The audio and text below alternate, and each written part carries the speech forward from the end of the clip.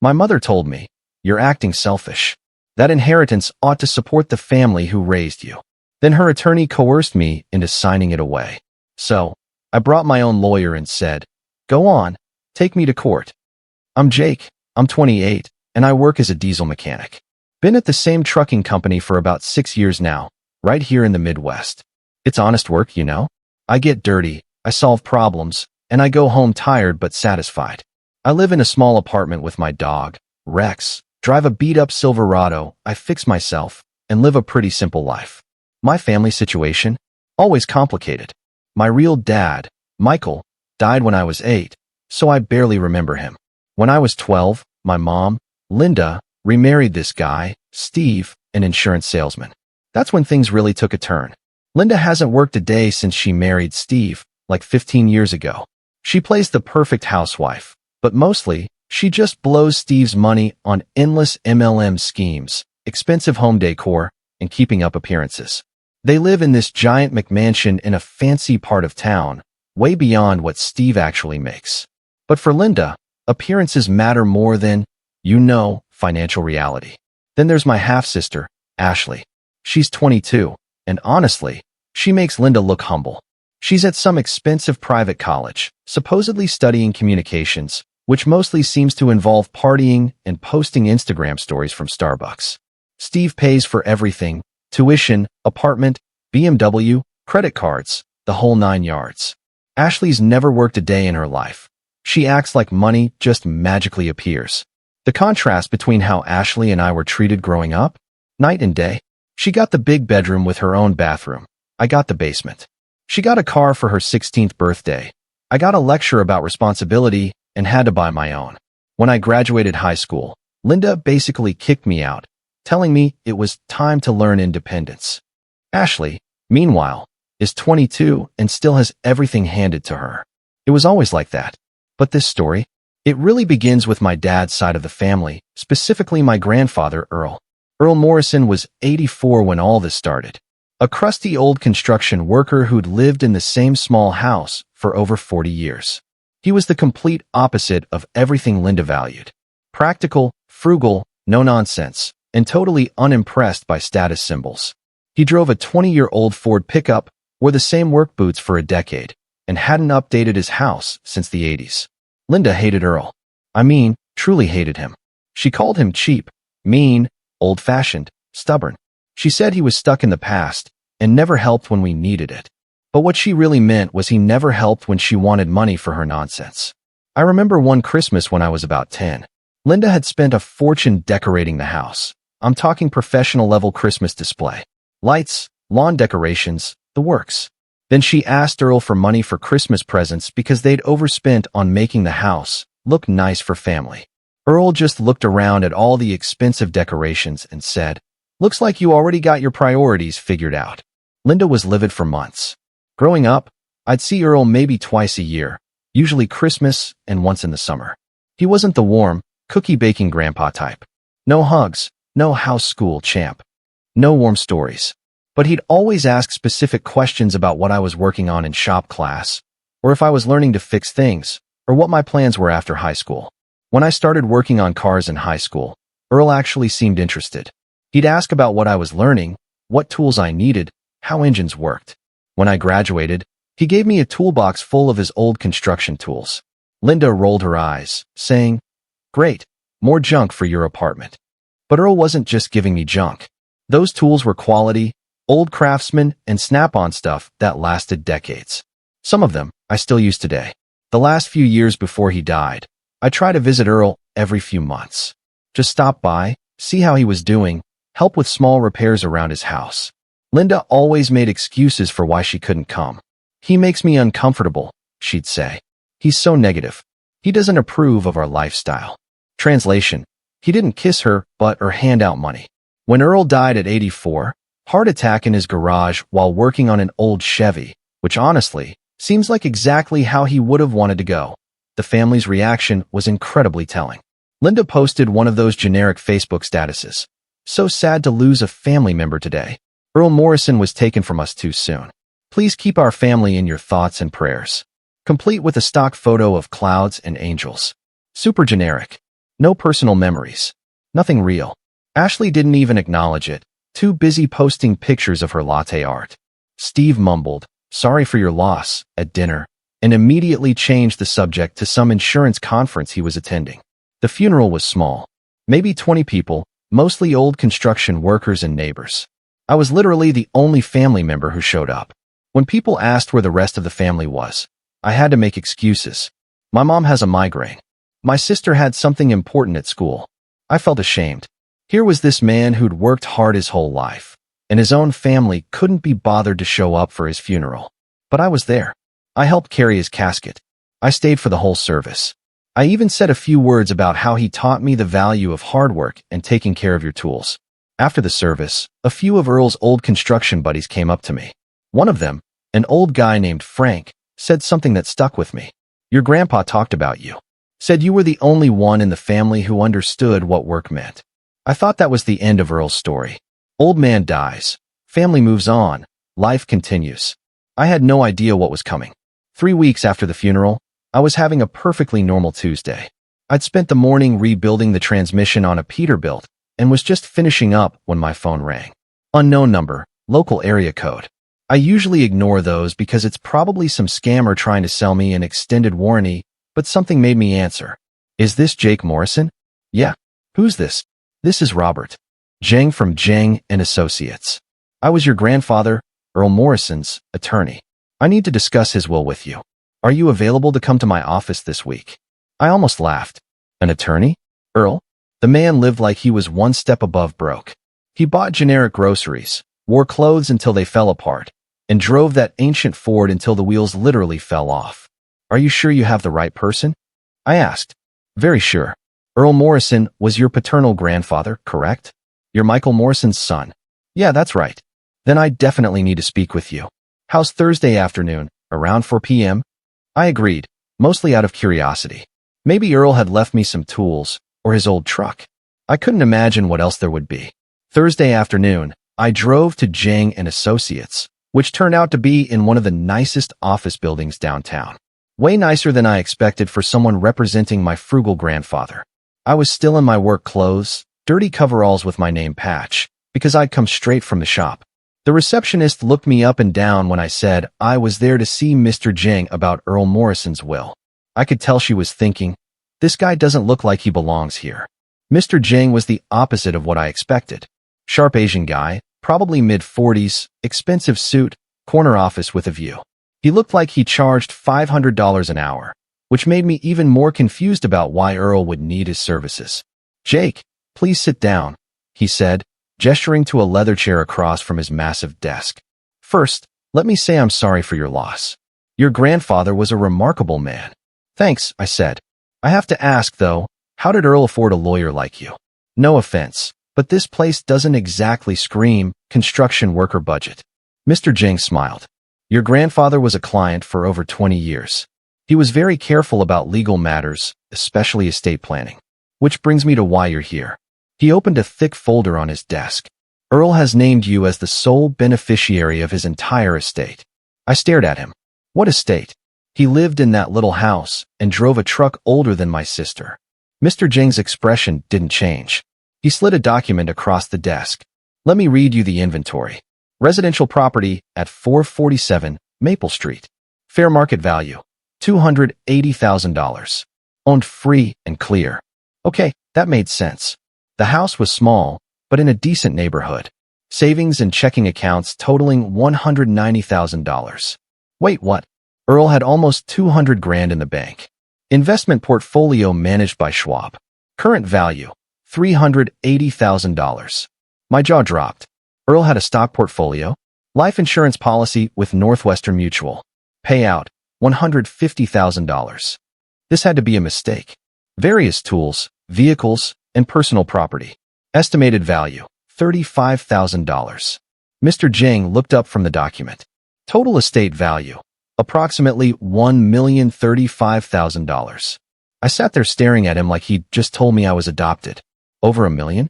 Earl, the guy who clipped coupons and bought store-brand everything? This has to be wrong, I said finally. I assure you it's not. Your grandfather was extremely frugal and invested wisely for over 40 years. He lived on a small portion of his construction income and invested the rest. He also inherited some money from his parents and invested that as well. Mr. Jing pulled out another document. He was also very specific about the distribution. Everything goes to you, Jake Morrison. Not your mother, not your sister, not your stepfather. Just you. I felt dizzy. But why me? I mean, I only saw him a few times a year. He left you a letter explaining his reasoning. You can read it later if you'd like. But the important thing right now is understanding the process. There are some legal steps we need to complete. Paperwork to file, accounts to transfer. For the next hour, Mr. Jing walked me through everything. Probate process, tax implications, investment options. My brain was struggling to keep up. One more thing, he said as we finished. Your grandfather was very concerned that other family members might complicate this process. He left specific instructions about handling any challenges to the will. What kind of challenges? People sometimes claim the deceased wasn't mentally competent or that someone manipulated them into changing their will. Your grandfather was very thorough in protecting against such claims. I drove home in a complete daze. Over $1 million. I kept saying it out loud, just to make sure it was real. Over $1 million.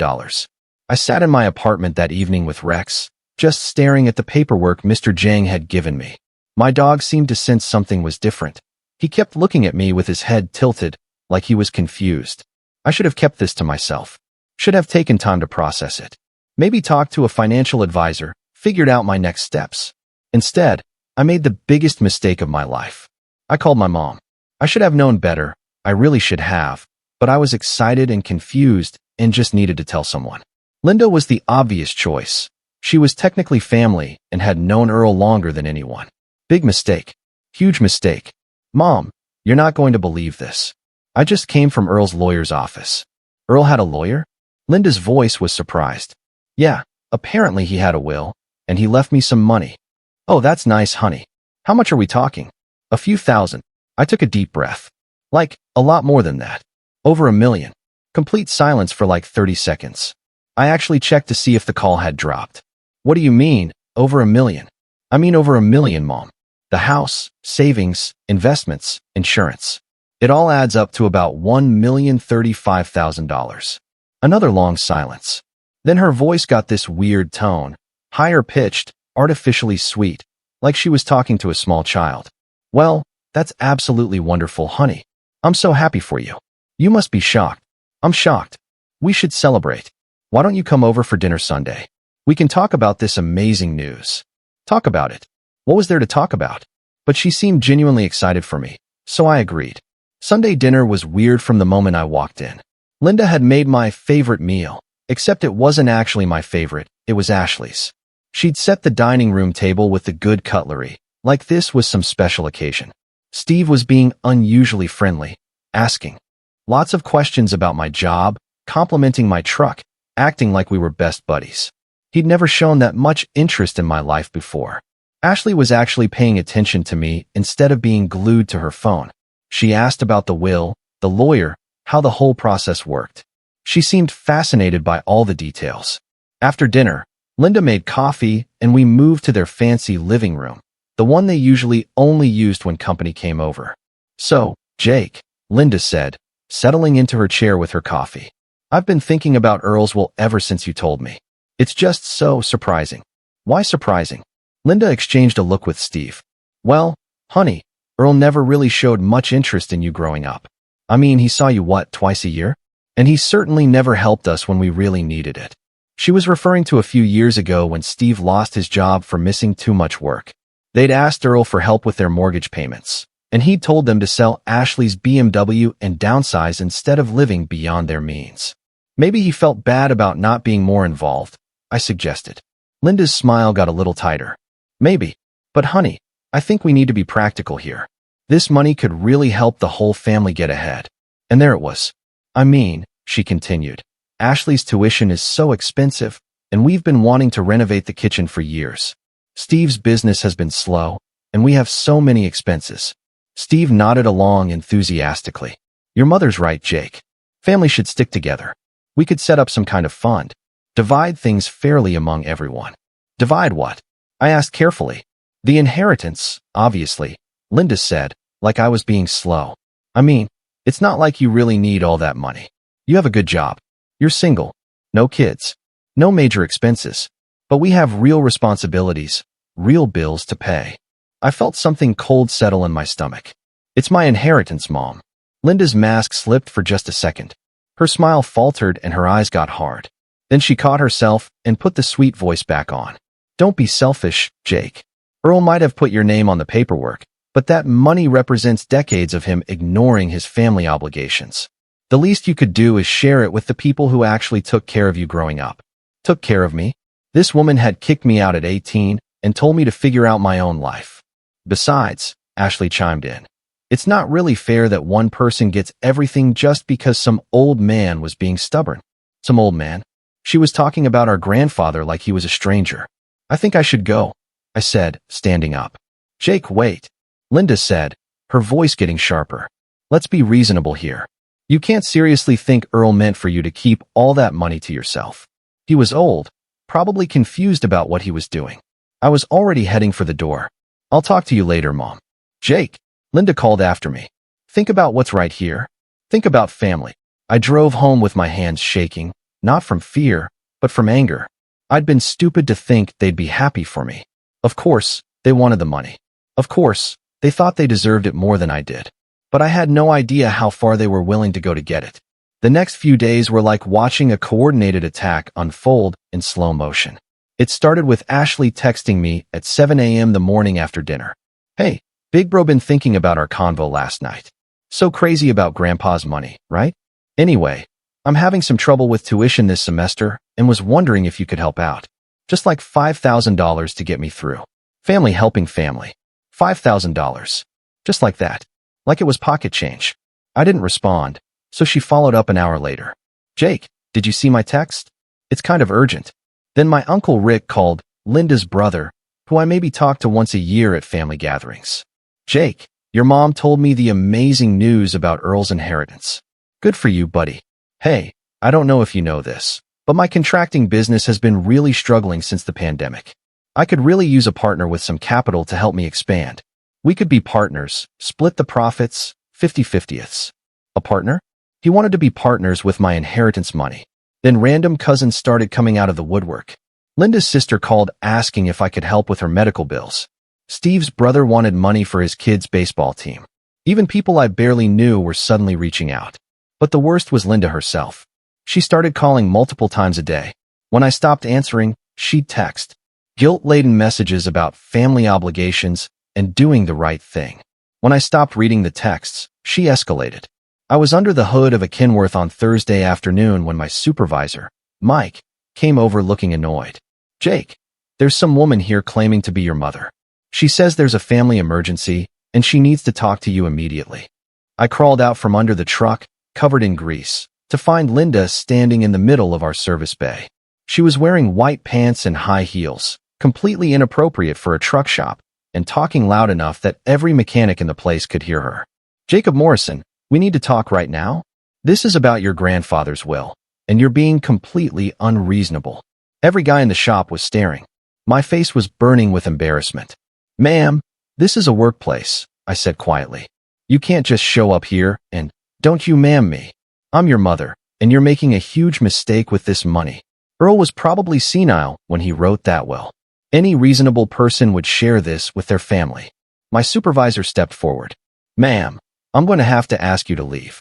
You're disrupting our workplace. I'm not leaving until my son stops being selfish and starts thinking about his family. That's when security showed up. 2 guys escorted Linda out while she shouted back at me. This isn't over, Jake. That money belongs to this family. You'll regret being so greedy. Half the shop heard it. I was mortified. My coworkers kept giving me looks for the rest of the day. That night, Linda started her social media campaign. First, it was a Facebook post with a black and white photo of Earl, probably the only picture she had of him. So heartbroken thinking about family today. Some people only care about money instead of the relationships that matter. Praying for wisdom and healing. Family first. Hashtag more agreed, hashtag heartbroken. The comments started immediately. Linda's church friends and mom group buddies expressing sympathy and outrage. So sorry you're going through this. Money changes people. Some folks forget where they came from. Ashley joined in on Instagram with a series of stories. Pictures of her college bills with captions like, "Wish some people cared about family, education," and "Money changes people, I guess." Hashtag disappointed, hashtag not your family. She also posted a picture of Earl with the caption, "Miss you, Grandpa. Wish you could see what your money is doing to our family." The manipulation was so obvious, it made me sick. Then Linda started the group text campaign. She created a family group chat with me, Ashley, Steve, Uncle Rick, and a bunch of cousins. Just want to remind everyone that this isn't about greed or jealousy. It's about family unity and doing what's right. Some people seem to have forgotten the values Earl tried to teach us about sharing and caring for each other. I hope certain people remember who raised them and who will be there when the money runs out. Certain people. Real subtle, Mom. The responses were predictable. Uncle Rick, so true, Linda. Family should come first. Ashley, I just don't understand how someone can be so selfish. Random cousins I barely knew. Thinking of you, Linda. This must be so hard. I wanted to respond. Wanted to defend myself. Point out the hypocrisy. Remind them all that none of them had bothered to show up for Earl's funeral. But I knew that's exactly what they wanted. A reaction that would make me look defensive or unstable. Instead, I did something smarter. I screenshotted everything and started a documentation folder on my phone, because something told me I was going to need evidence of this harassment. 2 weeks into the family pressure campaign, things escalated dramatically. I came home from work to find a certified letter waiting for me. Not from Earl's lawyer, but from a firm I'd never heard of, Williamson, Burke and Associates.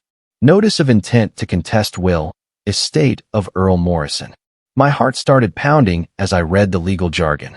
Linda had actually hired lawyers to try to take my inheritance. They were claiming Earl was mentally incompetent when he wrote the will, that I had exerted undue influence over him, and that the will should be declared invalid. It was all nonsense, but it was also terrifying. I had no idea how these things worked or what it meant for me.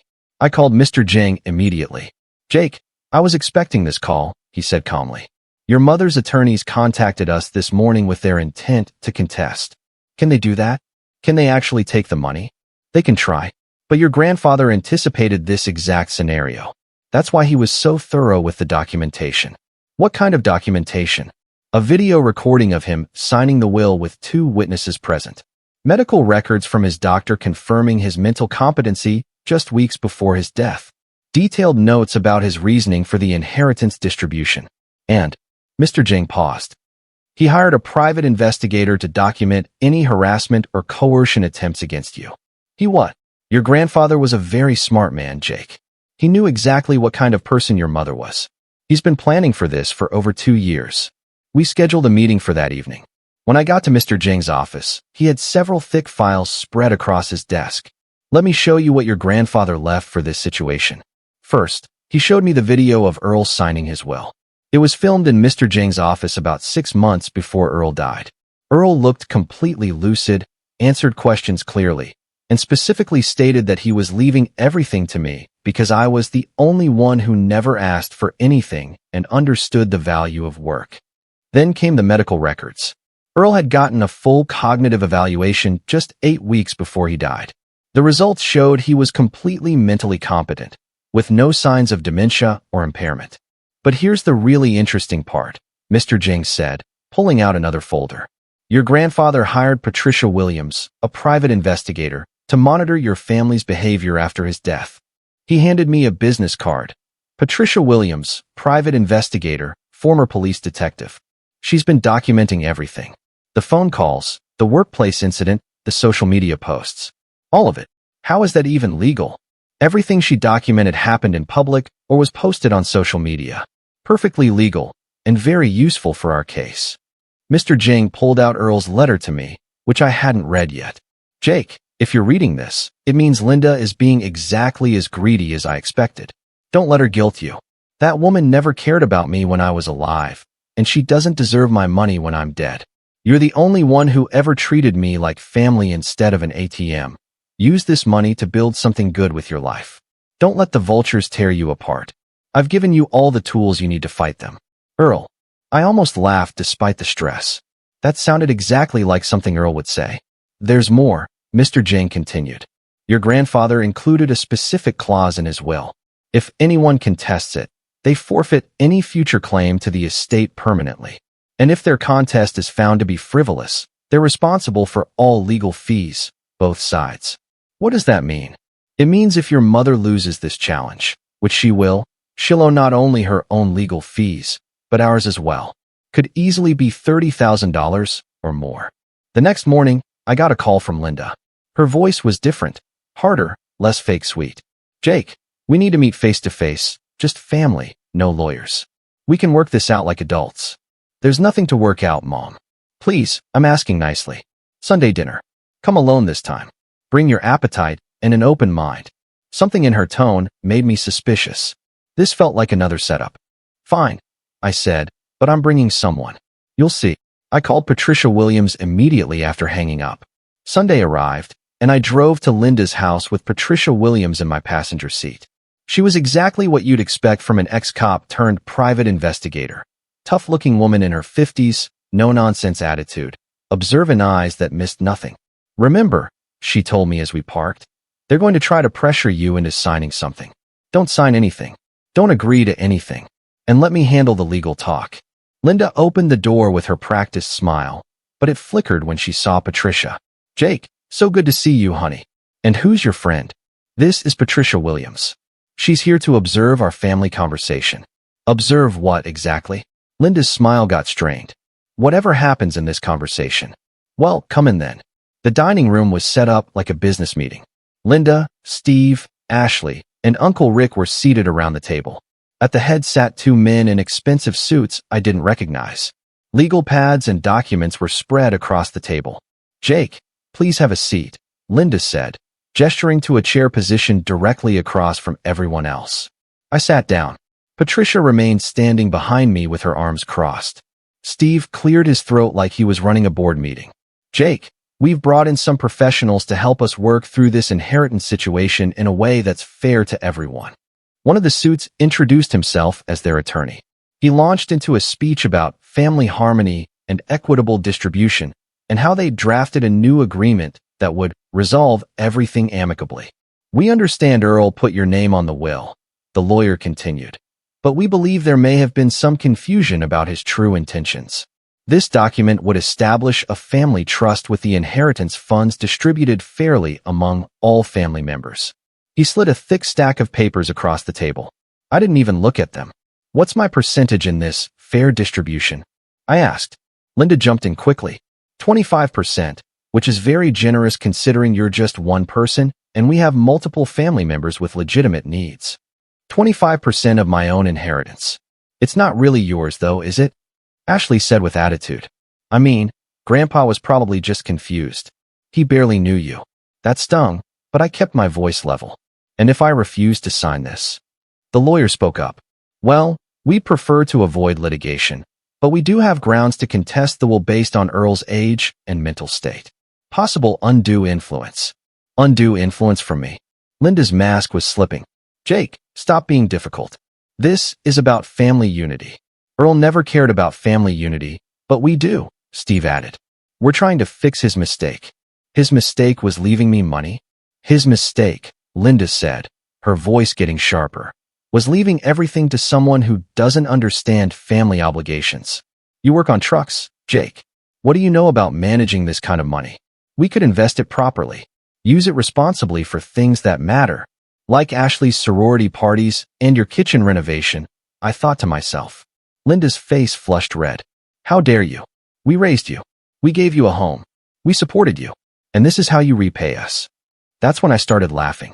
Not a happy laugh. The kind of laugh you make when something is so ridiculous you can't believe it's happening. You raised me?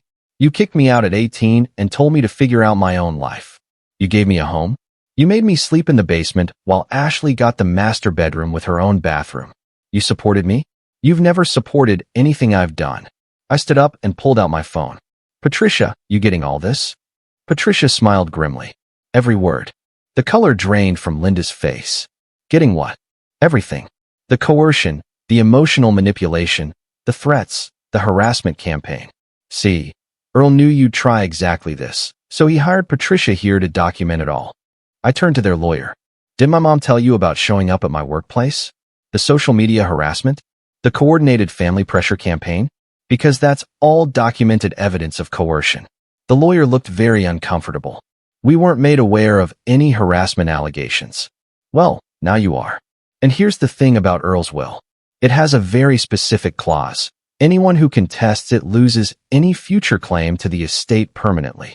And if the contest is found to be frivolous, which this definitely is, they owe all legal fees for both sides. I picked up their signed agreement and looked at it for the first time.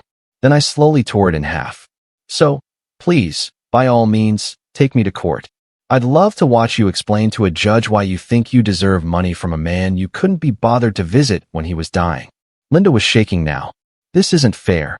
That money should be shared. We're family. No, I said, walking toward the door. You're people who happen to share some DNA with me. Family would have been happy that Earl thought enough of me to leave me his life's work. Family would have supported me instead of trying to steal from me. As I reached the door, I turned back. Oh, and Linda, if you or anyone else in this room contacts me about this inheritance again, Patricia will be filing criminal harassment charges. Enjoy your lawsuit. I hear legal fees are really expensive these days. I walked out feeling lighter than I had in weeks. 6 months later, my life had completely transformed. The legal challenge went exactly as Mr. Jang predicted. Linda's lawyers dropped the case after reviewing all of Patricia's documentation and Earl's evidence. Not only did they lose, but the judge ruled their contest was frivolous and made them pay all legal fees. Linda got stuck with a $42,000 bill, but that was just the beginning of her problems. I'd taken Earl's advice and invested wisely. Most of the money went into index funds and real estate investments. I bought a beautiful house in a quiet neighborhood. Nothing flashy, but comfortable and completely paid off. I got myself a new truck and started a side business restoring classic cars. My life was genuinely good for the first time ever. Then karma decided to really show off. Steve got fired from his insurance job in spectacular fashion. Turns out he'd been inflating claims and pocketing the difference for years. His company not only fired him, but pressed criminal charges. He lost his license, his reputation, and faced potential jail time. Without Steve's income, Linda's house of cards collapsed immediately. The McMansion was mortgaged to the hilt. Ashley's BMW had 2 years of payments left. Credit cards were maxed out from years of living beyond their means. The foreclosure notice went up 3 months after Steve lost his job. Ashley had to drop out of her expensive college and transfer to community college. The BMW got repossessed. They moved into a small apartment in the bad part of town. Uncle Rick's contracting business went under because he'd been counting on family money to keep it afloat. He filed for bankruptcy and moved back in with his elderly mother. And me? I was thriving. I'd started dating Sarah, a wonderful woman who worked at the local bank. We took trips together, enjoyed nice dinners, lived comfortably without worrying about money. I also started a scholarship fund in Earl's name for kids who wanted to learn trades. The application required an essay about overcoming adversity and understanding the value of hard work. It felt like something Earl would have approved of. Then Linda started showing up again. At first, it was just seeing her around town, at the grocery store, the gas station, always looking stressed and tired. She'd lost weight, but not in a healthy way. Her hair was different, cheaper style, no more expensive highlights. She was working at a department store, which must have killed her pride. She'd see me and look away quickly, pretending she hadn't noticed me. But I knew it was only a matter of time before desperation won out over pride. The call came on a rainy Tuesday evening. "Jake, please, we need to talk." Her voice was completely different, smaller, desperate. Nothing like the entitled woman who demanded my inheritance 6 months earlier. "I thought we were done talking, Mom. Please, can we meet for coffee? Just once. I'm begging you." Against my better judgment, or maybe because I was curious to see how low she'd fallen, I agreed to meet her at a small coffee shop downtown. She looked terrible. Older, stressed, wearing clothes from Walmart instead of her usual designer brands. She'd aged 5 years and 6 months. "Jake, I made mistakes. Big mistakes. I'm sorry." I sipped my coffee and waited. "Steve and I are getting divorced. Did you know that? The house is gone. Ashley's barely scraping by in school. I'm working retail for $12 an hour trying to make ends meet. Still nothing from me. I know I was wrong about the inheritance. I know Earl meant for you to have it. I was just scared and greedy and stupid, but mostly scared. She started crying. Real tears, not the manipulative kind. I'm 3 months behind on rent. My car is about to be repossessed. I don't know where we're going to live. Ashley's talking about dropping out of school completely. I let her cry for a minute. Then, what do you want from me, Linda? I'm not asking for much. Just enough to get back on my feet. Maybe help with Ashley's school. I know I don't deserve it, but we're family. Blood family. That has to count for something.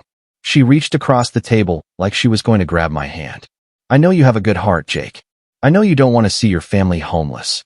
I pulled my hand back and leaned forward. You're right about one thing, Linda. You don't deserve it. Jake, please. You had 28 years to treat me like family. You chose not to. You had months to handle Earl's death with dignity and respect. You chose not to. You chose to try to steal from me, harass me, manipulate me, and drag me through court. It wasn't like that. It was exactly like that. You're a gold digger who thought you hit the jackpot with Steve. When that didn't work out, you tried to steal my inheritance. Now that you're broke, you want to play the family card. I stood up and threw a 5 on the table for my coffee. Here's what's going to happen. You're going to leave me alone forever. You're going to tell Ashley and Rick and everyone else to leave me alone. You're going to take your retail job and your small apartment and figure out your own life, because I'm done being your backup plan. Linda was sobbing now. Please, Jake, I'm begging you. I'll do anything. I'll get on my knees right here if you want. I need help. Anything. Perfect. I leaned down so only she could hear me. Here's what you can do. You can remember this moment every time you're struggling to pay bills. You can remember that you had a son who inherited over $1 million, and instead of being happy for him, you tried to steal it. You can remember that your greed and entitlement cost you the only person in this family who actually made something of himself. I started to walk away, then turned back. Oh, and Linda. I pulled an envelope from my jacket. One Mr. Jang had given me months ago with instructions to give it to Linda if she ever came begging. Earl left something specifically for you. She opened it with shaking hands. Inside was a single dollar bill and a note in Earl's handwriting. Linda, this is exactly what you deserve from me. Not a penny more. Maybe now you'll understand what earning means. Earl. I left her crying in that coffee shop and never looked back.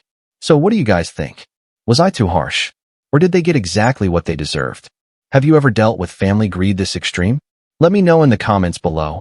I'm really curious to hear your thoughts.